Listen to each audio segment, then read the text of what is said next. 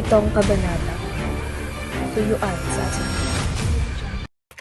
Sina Maria Clara ay maagang nakapagsimba ng araw na yon, at pagkatapos ng misa, sila ay agad na umuwi dahil hindi na mapigilan ng dalaga ang pagkasabik na muling makita si Ibarra.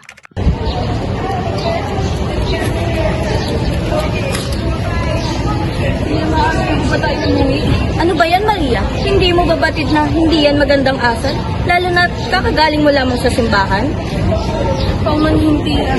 Ako lamang po yung nasasabit na makita muli si Ibarra.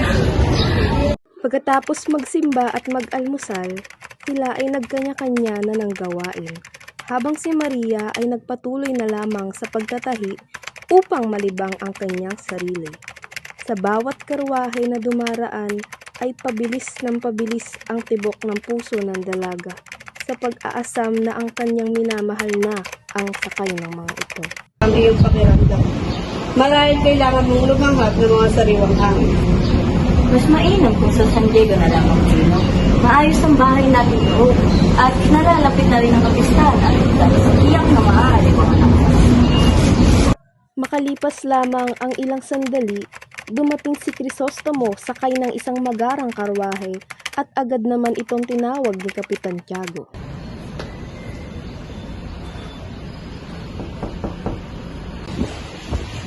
Dito na ang hinihintay mo, Ria.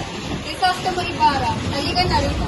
Agad naman pumasok si Maria sa kanyang silid upang ayusin ang kanyang sarili bago humarap sa kanilang muling pagtatagpo ng kanyang minamahal na si Ibarra. Dumating na ang iyong inaasam-asam na muling makita si Crisostomo.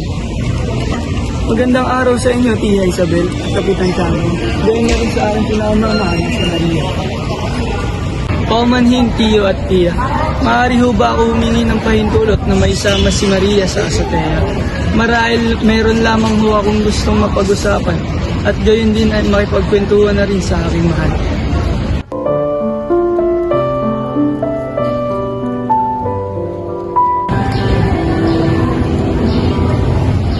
Hindi pa rin kumukupas ang iyong ganda, Maria Clara. Hindi ka pa rin nagbabago, Ibarra. Napakatamis mo pa rin yung nagsalita.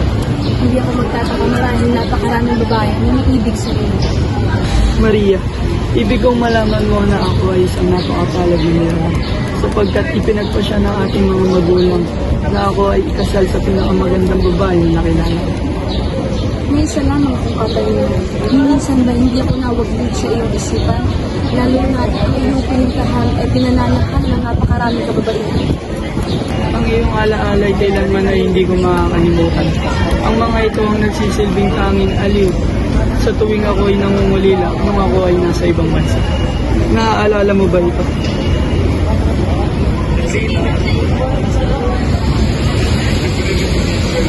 Oo naman. Ako ang nagbigay sa ito noon nung naglalaro tayo. Akin itong nilagay sa iyong sombrero. Ito ba naaalala mo pa? Ito ang sulat na iyong binigay bago ka magpunta sa Europa. Itinago ko ito ng pagtatagal-tagal sapagkat ito lang ang mag-iisang alaala ko nung umalis ka. Kung Maria, sapagkat kailangan mo na magpaalam upang umuwi sa San Diego dahil sa nalalapit na araw ng mga patay bukas.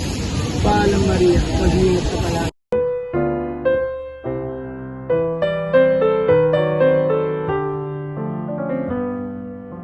Wala nang nagawa ang dalaga kung hindi maluha sa pangungulila at muling paglisan ni Ibarra.